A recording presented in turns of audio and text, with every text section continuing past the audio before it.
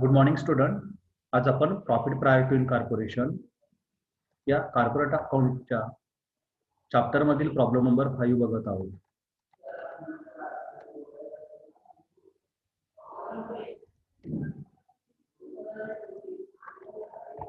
आपण हा प्रॉब्लेम त्या ठिकाणी अभ्यासतो आहोत.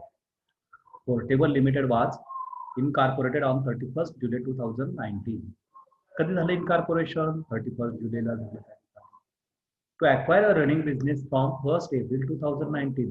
Date of acquisition. Date of acquisition is 1st April 2019 and date of incorporation is 31st July 2019. That is from 1st April 2019 to 31st July 2019 is the pre-incorporation period, and from 31st July 2019 to the end of year is treated as post-incorporation period. Okay. The purchase price was agreed at rupees 5,40,000 payable in equity shares of rupees 10 each. ते केवढ्याला business purchase केला वगैरे ते त्या ठिकाणी सांगितलं. 10 रुपयाचा एक share असे 5,40,000चे शेअर्स त्या ठिकाणी दिले. असं the following is the trading and profit and loss account for the year ended 31st March 2020. ते क्लोजिंग डेट त्या ठिकाणी दिली 31st मार्च 2020. ते डेट म्हणजेच त्या ठिकाणी 31st जुलै म्हणजेच काय 1st ऑगस्ट पासून जुलै नंतर पुढचा महिना 1st August July August 1st August 2019 to 31st March 2020. This is the post incorporation period. Okay. खाली मग त्या ठिकाणी तुम्हाला trading profit and loss account दिलं. पण आता ह्या ट्रेडिंग अकाउंट मधलं आपल्याला काय गरजेचं आहे? ग्रॉस प्रॉफिट गरजेचं आहे. त्या ठिकाणी डायरेक्ट ग्रॉस प्रॉफिट आपण तिथे घेत असतो. बाकीचे आयटम आपण घेत नाही ग्रॉस प्रॉफिट दिला असेल तर. ओके. हा घ्यायचा. नंतर डायरेक्ट इकडे बॅड डेब्ट्स रिकवर्डची ऍडजस्टमेंट आणि बाकीचं त्या ठिकाणी टाकून द्यायचं. बॅड डेब्ट्स रिकवर्डच्या बाबतीमध्ये ऍडजस्टमेंट मध्ये म्हटलं असेल की कधीची आहे काय आहे आणि कशा पद्धतीची ट्रीटमेंट द्यायची. ओके. पुढे ऍडिशनल इन्फॉर्मेशन बघूयात आपण. The annual sales amounted to rupees 18 lakhs. त्यांचे वार्षिक सेल्स किती? 18 लाख आहे. Out of which sales up to 31st July, that is up to the date of incorporation 31st July 2019 were rupees 6 lakhs. त्यांचे ते cells किती आहे? 6 लाखाचे. किती आहे? 6 लाखाचे.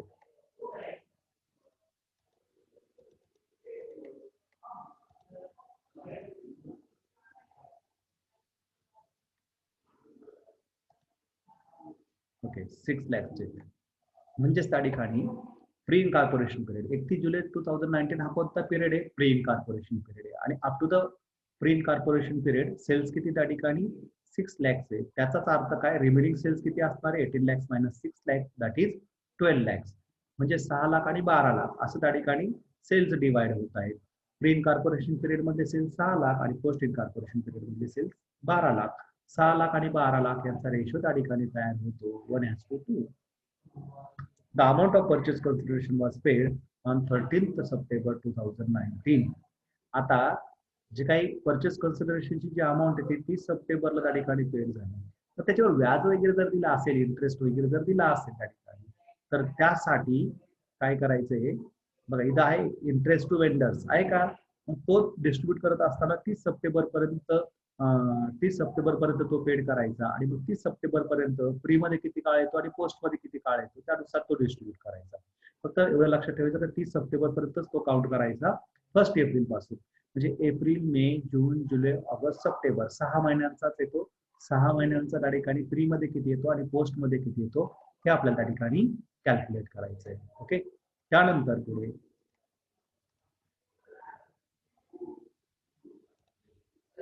पुढे bad debts of rupees 3,000 were related to sales effected after incorporation.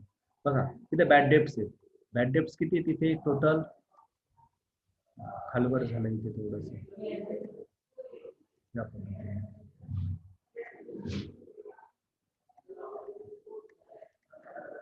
Bad debts 9,000. Bad debts किती? 9,000.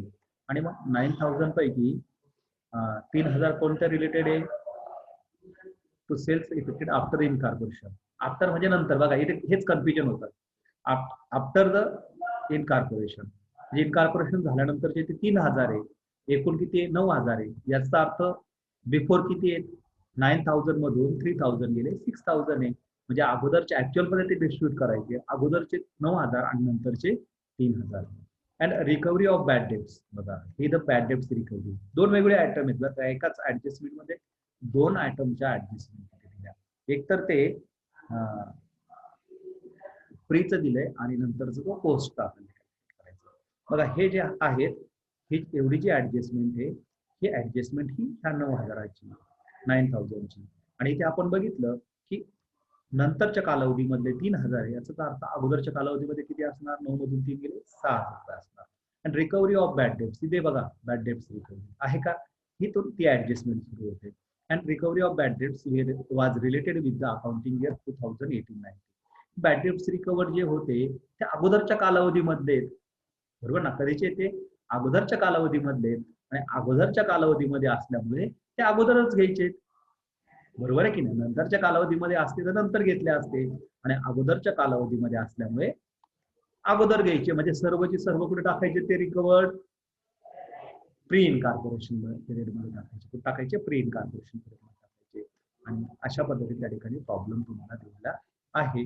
बाकी फारसं काही त्यामध्ये कठीण दिसत नाही. ओके, मग बघा वर्किंग नोट्स, इम्पॉर्टंट डेट्स घेतो आपण. डेट ऑफ ऍक्विजिशन काय आपली 1 एप्रिल 2019, बरोबर ना, 1 एप्रिल 2019. डेट ऑफ इनकॉर्पोरेशन काय तिथे बघा, इथे दिलंय ना, डेट ऑफ ऍक्विजिशन 1 एप्रिल, आणि डेट ऑफ इनकॉर्पोरेशन काय 31 जुलै.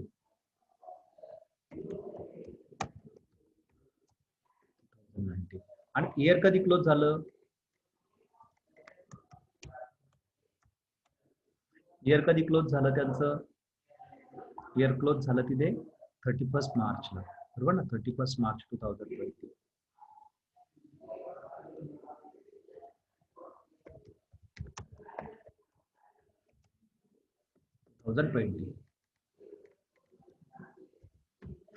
ओके. आणि मग आता इथं प्री इनकॉर्पोरेशन पिरियड, हा जो आहे प्री पिरियड म्हणजे प्री इनकॉर्पोरेशन पिरियड 1 एप्रिल पासून 31 मार्च जुलैपर्यंत. काउंट करा बरं, एप्रिल मे जून जुलै 4 मंथ्स. आणि पोस्ट किती तो जुलै, जुलै सोडून द्यायचा, कारण 31 जुलैपर्यंत अगोदरचा पिरियड. म्हणजेच काय, जुलै नंतर ऑगस्ट सप्टेंबर, म्हणजे राहिलेले 8 महिने, 12 महिन्यातून 4 महिने गेले 8 मंथ्स. 8 मंथ्स लक्षात आलं. मग या ठिकाणी हा प्री पीरियडचा पिरियड आणि हा पोस्टचा पिरियड आहे. आणि मग याच्यावरनं आपण काय कॅल्क्युलेट करू शकतो,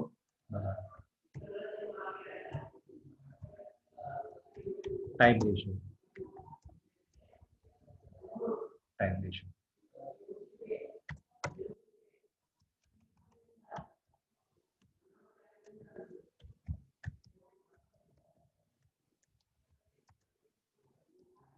प्री इनकॉर्पोरेशन पिरियड किती, 4 मंथचा.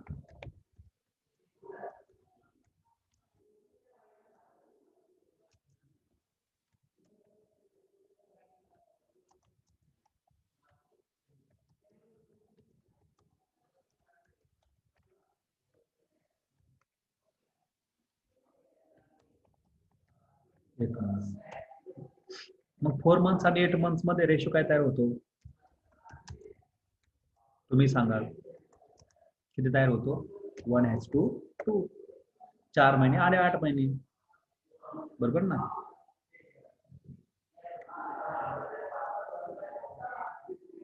ओके, 1:2.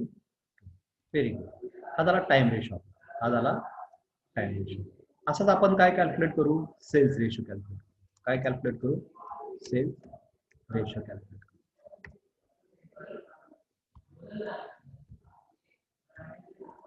मग इथे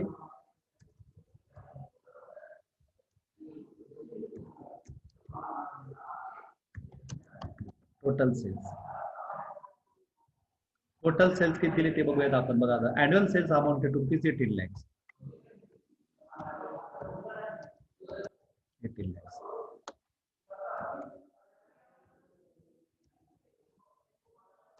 Sales during pre incorporation period.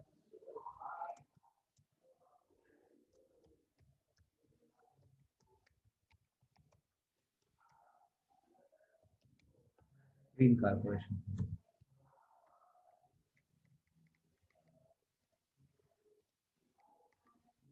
Pre incorporation period मधले सेल्स किती ते बघूयात आपण इथे. बघा, अॅन्युअल सेल्स म्हणजे टोटल सेल्स झाले 18 lakh, out of which sales up to 31 July. 31 July पर्यंत काय प्रीन कॉर्पोरेशन पिरियड आहे, वेअर रुपीज 6 लॅक्स. ते किती आहेत? 6 लॅक्स आहे. याचाच अर्थ काय होतो बरं? Sales during post corporation period. Post incorporation पिरियडचे सेल्स किती येतात? मग 18 लाख मधून 6 लाख गेले 12 लॅक्स. मग बघा, सेल्स रेशो काय येईल? सेल्स रेशो काय येईल? 6 लाख आणि 12 लाख मध्ये रेशो कॅल्क्युलेट करा. 1:2 येईल. 1:2. This is the sales ratio. आता इंटरेस्टची आपण adjustment, total interest to vendor, ते आपण नंतर कॅल्क्युलेट करतो. चला आपण आता इकडे येऊया. ए पार्ट काय आपला? इन्कम. बघा, in the books of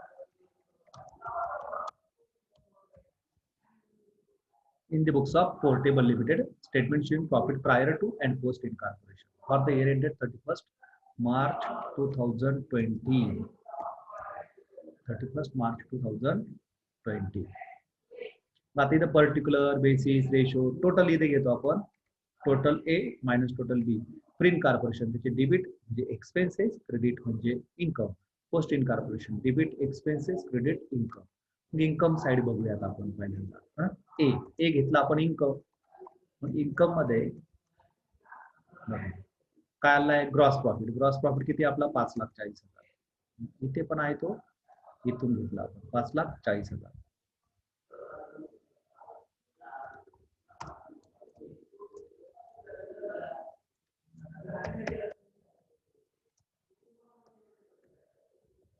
gross profit. Okay, gross profit. Gross प्रॉफिटला कोणता रेशो वापरतो आपण? Sales ratio. कोणता रेशो वापरतो? Sales ratio. आता इथं टाइम रेशो असतो किंवा सेल्स रेशो असतो, 1:2 आहे. तुम्हाला बरोबरच आन्सर येणार आहे. पण इकडे आपण काय लिहितो हे पण महत्वाचं आहे. आता तुम्ही इथं टाइम रेशो लिहून ठेवला 1:2, इकडे कॅल्क्युलेशन बरोबर दिसतील तुमचे, पण रेशो तुम्ही बेसिस मात्र चुकीचा वापरला. इथं आलाय तो ऍक्सिडेंटली दोन्ही रेशो, म्हणजे इकडचे उत्तर बरोबर दिसेल पण तुम्ही चुकीचं रेशो वापरला हे मात्र ट्रीट केलं जाईल ना. त्याच्यामुळे रेशो मात्र आपण बरोबर वापरायचा आहे तिथे. आता टोटल किती आहेत ते सेल्स, सॉरी ग्रॉस प्रॉफिट?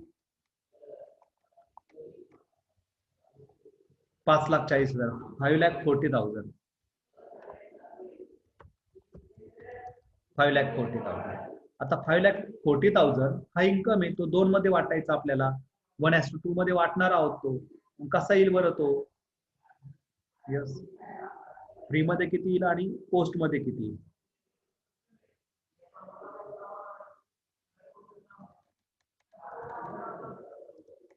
बघा, 1,80,000 आणि 3,60,000 तुम्ही आन्सर पाठवले. डिस्ट्रीब्यूट केला 1:2 मध्ये. 1,80,000 and 3,60,000. ओके, क्रेडिट येतो, इन्कम आहे. त्याच्यानंतर तिथे तुम्हाला बॅड डेब्ट्स रिकवर पण दिलेले आहे ना, बॅड डेब्ट्स रिकवर्ड. आता ह्या बॅड डेब्ट्स रिकवर्डच्या बाबतीमध्ये 12,000 येते. आणि इथे काय म्हटलेलं आहे बघा, की अर्धी ऍडजस्टमेंट. हा, रिकव्हरी ऑफ बॅड डेब्ट्स आहे का? रिकव्हरी ऑफ बॅड डेब्ट्स वाज related with the accounting year 2018-19. आता हे 19-20 आहे आणि ते बॅड डेब्ट्स रिकवर कधीचे? 18-19 म्हणजे मागचे. म्हणजे ते प्री मध्ये जातील का पोस्ट मध्ये? तर अगोदरचे म्हणल्यानंतर प्री मध्येच जातील, ते टोटल प्री मध्ये घ्यायचे.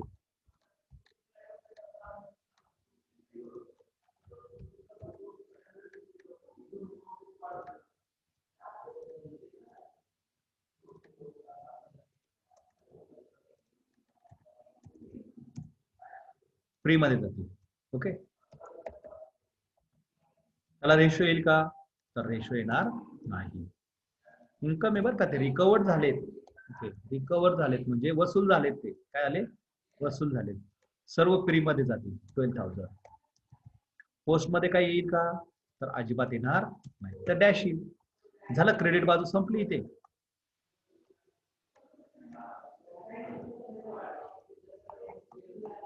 झाली, क्रेडिट बाजू संपली ही. 5,40,000 पण घेतले आणि 12,000 पण घेतले. असं मग इथे टोटल करून घेऊयात आपण. 5,40,000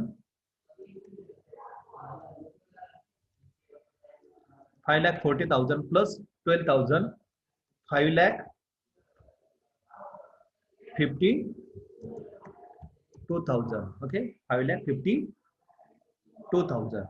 आता 1,80,000 प्लस 12,000 1,92,000.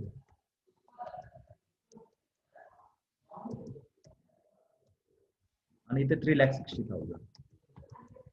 3,60,000. ओके, हे काय झालं टोटल ए. टोटल ए झाली ही.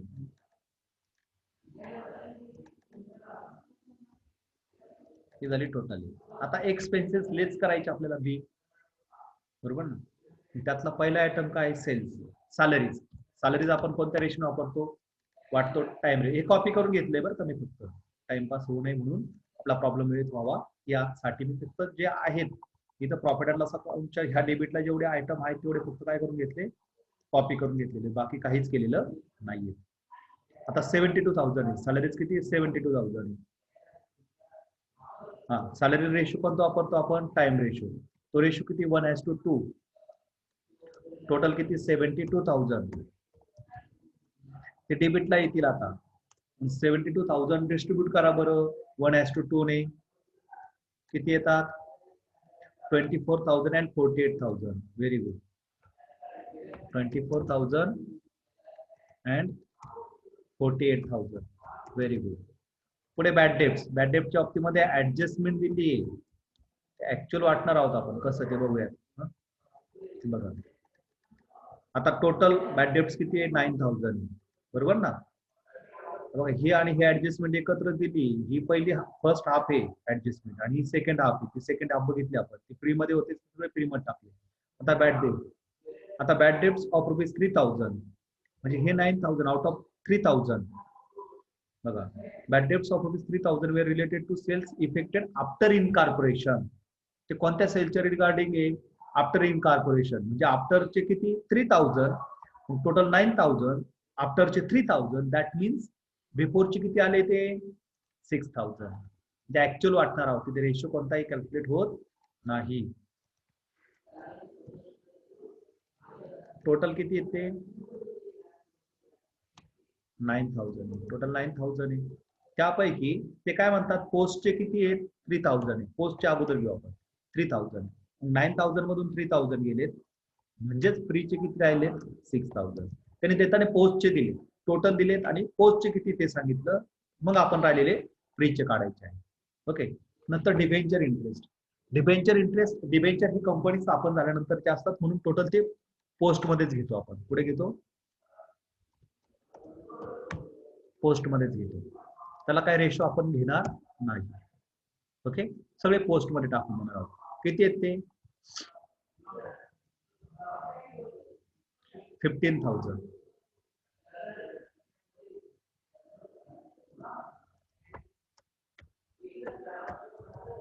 मग पोस्ट मध्ये येते टोटल, तर इथे येतील का ते, अजिबात येणार नाही, सगळे पोस्ट मध्ये जातील. 15,000. ओके, 15,000. पुढचं काय, डायरेक्टर फीज. काय, डायरेक्टर फीज. डायरेक्टर फीज सुद्धा कुठे जाते, टोटल पोस्ट मध्ये जाते. सेम येईल या पद्धतीने.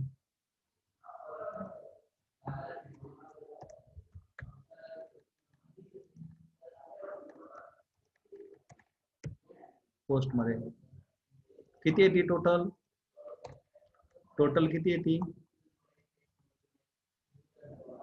14,400. 14,400.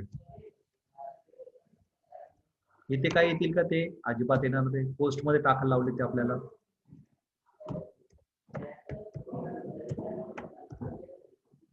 Audit fees. ऑडिट फीज पण आपण बघितलं अगोदरच, पुढे जाते टोटल पोस्ट मध्ये जाते, त्याला पण इथं डॅश येईल.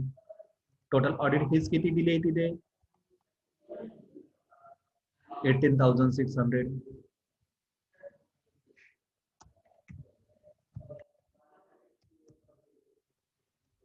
फ्री मध्ये काही येणारच नाही, ते पोस्ट मध्ये घेतो आपण.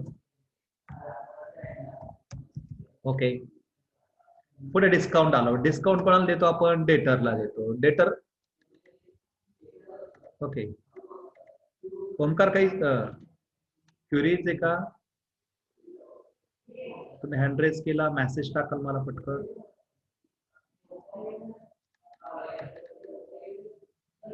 ओके, चुकून झालं. ठीक आहे. असेल तर तुम्ही मला हँड रेस करत चालत जा, मी बोलायला संधी देतो. डिस्काउंट आलो. डिस्काउंट अलाउड हा डेटरच्या रिगार्डिंग त्याला सेल झाले म्हणून सेल्स रेशो आला.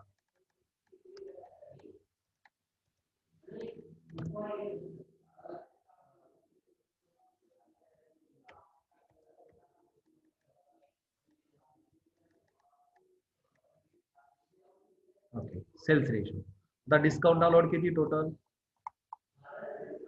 Discount allowed 10,800. 10,800 अगोदर टोटल मध्ये घेतले आपण आणि तुम्ही मला डिस्ट्रीब्यूट करून पण पाठवलंय मेसेज मध्ये 10,800. त्यापैकी मग एकाच दोनने जर वाटले तर ते किती येतात? 3,600 आणि 7,200. 3,600 and 7,200. 7,200. ओके. पुढे डिप्रिसिएशन. डिप्रिसिएशन हे आपण कसं वाटतो? टाइम रेशने वाटतो. कसं वाटतो? टाइम रेशने वाटतो. Time ratio. आता डिप्रिसिएशन किती दिले बघूयात आपण इथे. 72,000. किती? 72,000. मगाशी ते सेल वरती गेल्यामुळे आपण इंटरेस्ट टू वेंडर 72,000 वाचला होता, तो 9,000. किती तो? डिप्रिसिएशन 72,000. 72,000. 1:2. टाइम रेशो पण आपला 1:2 आहे.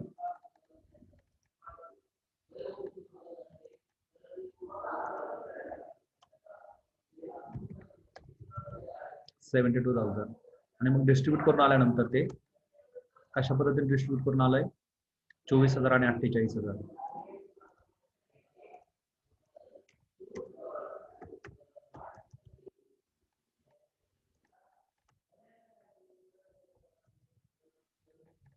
आता इंटरेस्ट टू वेंडर आपण अगोदरच बघितलं, त्याच्याबाबत ऍडजस्टमेंट आहे बघा तिथे.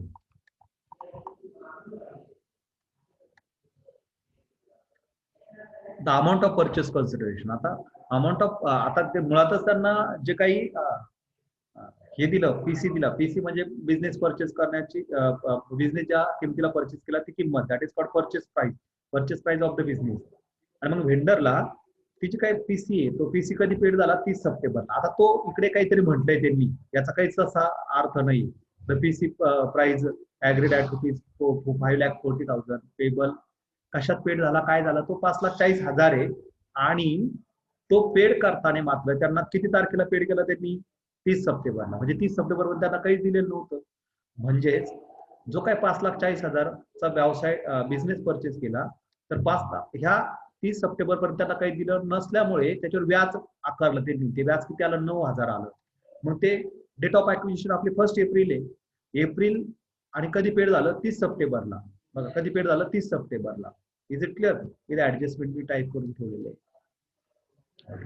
बघा टोटल इंटरेस्ट टू वेंडर 9,000. इथे घेतलं आपण 9,000. Total interest to vendor 9,000. Okay. आता मग इथे डेट ऑफ ऍक्विजिशन कधी आहे? 1 एप्रिल 2019. बरोबर. आणि त्याचं पेमेंट कधी झालं रे? डेट ऑफ पेमेंट 30 सप्टेंबरला झालं. बरोबर ना? इथे दिले डेट ऑफ पेमेंट, म्हणजे कधी पेड झालं ते. ओके. पेमेंट डेट आहे त्याची 30 सप्टेंबर. Is it clear? मग 30 सप्टेंबरला पेड झालं का? 30 सप्टेंबरला पेड. आणि मग डेट ऑफ ऍक्विजिशन 1 एप्रिल आणि डेट ऑफ पेमेंट 30 सप्टेंबर. याच्यामध्ये एक डेट आहे, ती डेट ऑफ इनकॉर्पोरेशन. ती कधी आहे? 31 जुलै. ती कायमच तीच राहणार डेट ऑफ इनकॉर्पोरेशन. मग 1 एप्रिल 2019 पासून 31 जुलै 2019. मुळातच बघा 1 एप्रिल ते 30 सप्टेंबर किती महिने येतात?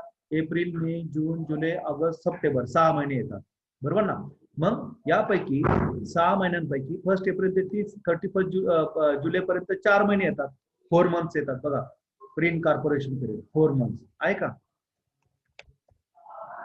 आणि राहिलेला 31 जुलै पासून 30 सप्टेंबर पर्यंत.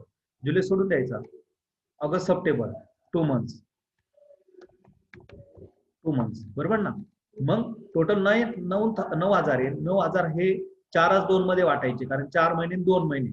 मग 9000 multiple bye 4 month divided by total month किती 6 मंथ येतात. टोटल मंथ 6 मंथ येतात. 9000 मल्टिपल बाय 4 डिवायडेड बाय 6 ते 6000 येतात. 9000 मल्टिपल बाय हे 2 मंथ्स येतात. 2 ने मल्टिपल केलं टोटल मंथ 3000 येतात. हे ऍक्च्युअली 6000 आणि 3000 येतं. ह्या पद्धतीचं कॅल्क्युलेशन ते आपण केलं.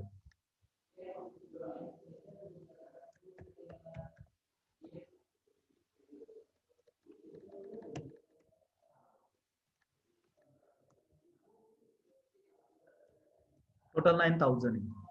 9000 पैकी प्री मध्ये आलं 6000 आणि पोस्ट मध्ये आलं 3000. ओके. जनरल एक्सपेन्सेस आपण टाइम रेशोने वाटतो. कसे वाटतो? टाइम रेशोने वाटतो. टाइम रेशो आपला 1:2 आहे. 1:2 आहे. मग टोटल किती येते? जनरल एक्सपेन्सेस किती दिले टोटल? 14400. पटपट वाटा, टाइम थोडासा राहिलाय आपला.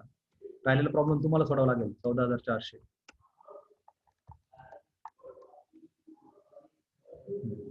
14400 डिस्ट्रीब्यूट केले तर कसे येतात? मला पटपट आन्सर द्याल. 24000 आणि 48000. काय झालं? 4800 आणि 9600. 4800 आणि 9600. 4800, 9600. पुढचा घेऊयात एक्सपेन्सेस. पब्लिसिटी चार्जेस कशासाठी आपण पब्लिसिटी करतो बरं? सेल्स साठी करतो ना. कशासाठी करतो? सेल्स साठी करतो. विक्री करण्यासाठी करतो ना. म्हणून कोणता रेशो येईल त्याला? सेल्स रेशो येईल. पब्लिसिटी चार्जेसला सेल्स रेशो येईल. सेल्स आता रेशो एकच आहे, पण आपण तो बरोबर वापरला का नाही हे पण त्या ठिकाणी महत्वाचं आहे. मग टोटल पब्लिसिटी चार्जेस किती दिलेत? 72000. 72000. 72000 डिवाइडेड बाय 1:2. 1:2 किती येतात ते? तुम्हाला मेसेज केलाय 24000 आणि 48000. Very good.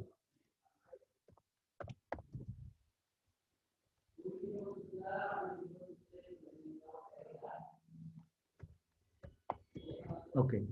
पुढे printing and stationery. Time ratio printing and stationery. ऑफिसचा खर्च आहे. Time ratio 1:2. टोटल किती दिला तो?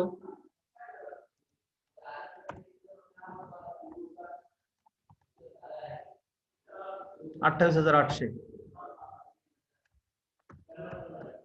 28800 डिस्ट्रीब्यूट करून तो कशा पद्धतीने येईल?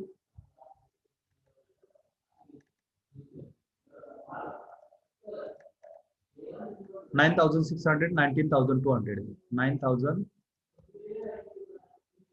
9,600 आणि 19,200. ओके. आता commission to salesmen. Okay. ते सेल्स रेशो नाही. सेल्स रेशो 1:2 आहे. आता टोटल किती येतो? टोटल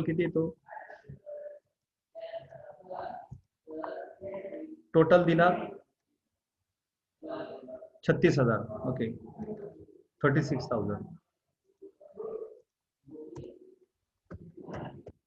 36,000 आणि मग 36,000 आपण दोन्ही मध्ये वाटला तर तो येतो 12,000 and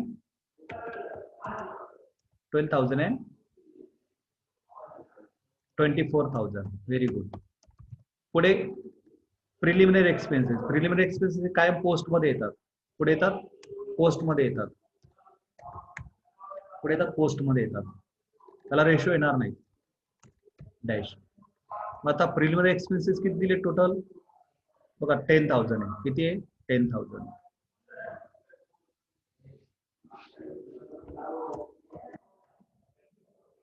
फ्री मध्ये ते काही येणार नाही. टोटल पोस्ट मध्ये जातील 10,000. आणि मग याच्यावरून आपण कॅल्क्युलेशन करू शकतो. बघा आता याच्या टोटल बी कॅल्क्युलेट करून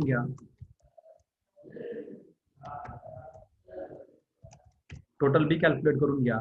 बघा याचे टोटल किती येते बघा इथे. पटकन करा.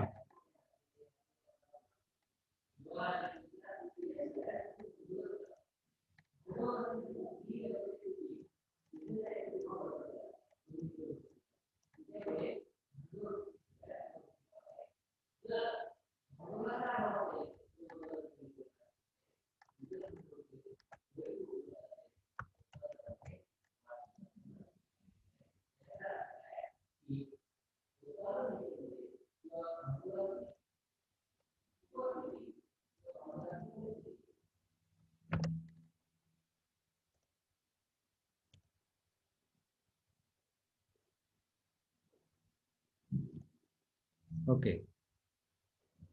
बघ बरं टोटल बी याची एवढ्याची टोटल किती येते ते सांगाल मला. एक्सपेन्सिसची टोटल एक्सपेन्सिसची बेरीज किती येते ती सांगाल. 3,82,000. Very good. 3,82,000.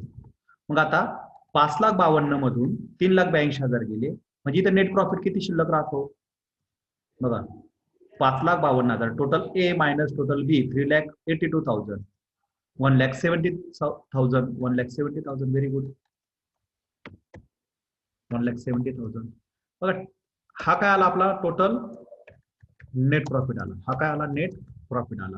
नेट प्रॉफिट बरोबर आला की नाही हे बघूयात आपण. इथं नेट प्रॉफिट दिलंय आपल्याला बघा 1,70,000. झाला टॅली म्हणजे टोटलची झाली. पण आता आपल्याला काय कॅल्क्युलेट करणं गरजेचं आहे. काय करणार आहात तुम्ही 1,92,000. 1,92,000 मधून हे मायनस हे याचे टोटल करा. प्री इनकॉर्पोरेशनची डेबिटची टोटल करा फक्त. डेबिटची टोटल करा फक्त 3,82,000. Very good. 3,82,000 कशी ते नका सांगू तुम्ही. याची बेरीज आली 1,14,000. Very good. 1,14,000. मग 1,92,000 मधून 1,14,000 गेले